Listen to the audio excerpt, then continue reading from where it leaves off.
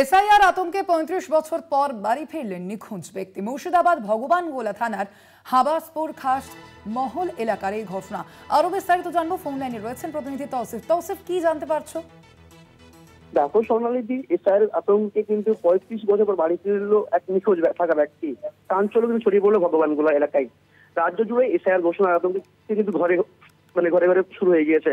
এবং এই এসআইআর আতঙ্কের ঘোষণার পরেই কিন্তু আতঙ্কে বাড়ি ফিরলো এক ব্যক্তি। দীর্ঘ ৩৫ বছর পর নিজের বাড়িতে ফিরে নিজের এলাকাতে ফিরলো এই ব্যক্তি। জানা যায় যে দীর্ঘ ৩৫ বছর আগে সাংসারিক অশান্তির কারণে কিন্তু বাড়ি ছেড়ে বেরিয়ে যায় ওই ব্যক্তি। তারপরেই কিন্তু দীর্ঘ ৩৫ বছর পর এসআইআর আতঙ্কের পর কারণে ওই নিখোঁজ ব্যক্তি বাড়ি ফেরেন। জানা যায় যে ওই নিখোঁজ ব্যক্তির নাম করিম শেখ। পরিবারের লোকজন বহু খোঁজাখুঁজি তাকে করে, কিন্তু তার কোনো সন্ধান পায়নি। সময় এগোতে থাকে। এদিকে বছর ৩ আগেই করিম শেখের স্ত্রী তার নামে একটি মৃত্যু সার্টিফিকেট সংগ্রহ করেন। অভিযোগ, সেই সার্টিফিকেট দেখে তিনি সমস্ত জমি জায়গা। নাম ২০০২ এর ভোটার তালিকায় রয়েছে না, এই ব্যক্তির নাম ২০০২ এর ভোটার তালিকায় কিন্তু এখনো খুঁজে পাওয়া যায়নি। পরিবার সূত্রে জানা গিয়েছে যে গত পরশুদিন রাত্রিবেলা কিন্তু ব্যক্তি বাড়ি ছিলেন। তারপরে কিন্তু এলাকায় একটা এর সৃষ্টি হয়, যে আনন্দমুখর পরিবেশ সৃষ্টি হয়। দীর্ঘ ৩৫ বছর নিখোঁজ থাকার পরে ব্যক্তি বাড়ি ফেরেন, তখন তাকে থেকে সকলেই কিন্তু আকস্মিকভাবে হতবাক হয়ে পড়েন। তারপরে কিন্তু গতকাল থেকে তার বিভিন্ন কাগজপত্র থেকে শুরু করে তার ডকুমেন্ট কিন্তু সংগ্রহ করার জন্য নেমে পড়েন তার পরিবারের সদস্যরা। ধন্যবাদ তোমায় তৌসিফ।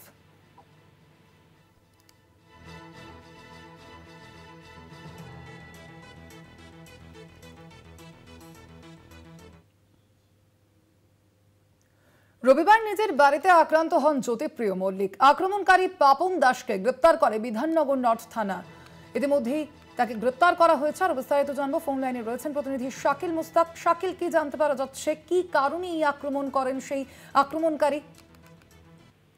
একদমই গতকাল সন্ধ্যায় এসআইআর নিয়ে যখন মিটিং করে হাবড়া থেকে সল্টলেকের বিসি ২৪৪ নম্বর বাড়িতে আছেন রাজ্যের প্রাক্তন মন্ত্রী তথা হাবড়ার তৃণমূল বিধায়ক জ্যোতিপ্রিয় মল্লিক। তখনই তার বাড়ির সামনে গাড়ি থেকে নেমে ঘরে ঢোকেন জ্যোতিপ্রিয় মল্লিক, এবং তখন পিছন থেকে এক যুবকও ঢোকে এবং আচমকা ঘরের মধ্যে ঢুকে ঘুষি মারতে থাকে এই প্রাক্তন মন্ত্রীকে। মন্ত্রী পড়ে যান এবং কোমরে চোট লাগে। মারার পর ওই যুবক ছুটে পলাতে গেলে এই জ্যোতিপ্রিয় মল্লিকের নিরাপত্তা রক্ষীরা তাকে ধরে ফেলে এবং পুলিশকে খবর দেওয়া হলে বিধাননগর উত্তর থানার পুলিশ এসে ওই যুবককে কিন্তু আটক করে নিয়ে যায় থানায়, এবং যুবককে এখনো পর্যন্ত জিজ্ঞাসাবাদ করা হচ্ছে। এবং পুলিশ সূত্রে জানা গিয়েছে রবিবার বিকেল ৩টে নাগাদ কিন্তু অটো করে কিন্তু ওই যুবক কিন্তু জ্যোতিপ্রিয় মল্লিকের যে সল্টলেকের বাড়ি তার আশেপাশে কিন্তু আচমকাই ঘুরছিল, এমনটা কিন্তু সিসিটিভি ফুটেজে উঠে এসছে। এবং কি উদ্দেশ্যে ওই যুবক ঘটনা ঘটিয়েছে তা তদন্ত করে দেখছে, এবং পাশাপাশি আরো যে সিসিটিভি ফুটেজগুলো আছে সেই সব ফুটেজগুলো খতিয়ে দেখা হচ্ছে পুলিশের পক্ষ থেকে। এবং গোটা ঘটনার ইতিমধ্যে তদন্ত শুরু করেছে বিধাননগর উত্তর থানার পুলিশ। ধন্যবাদ তোমায় শাকিল।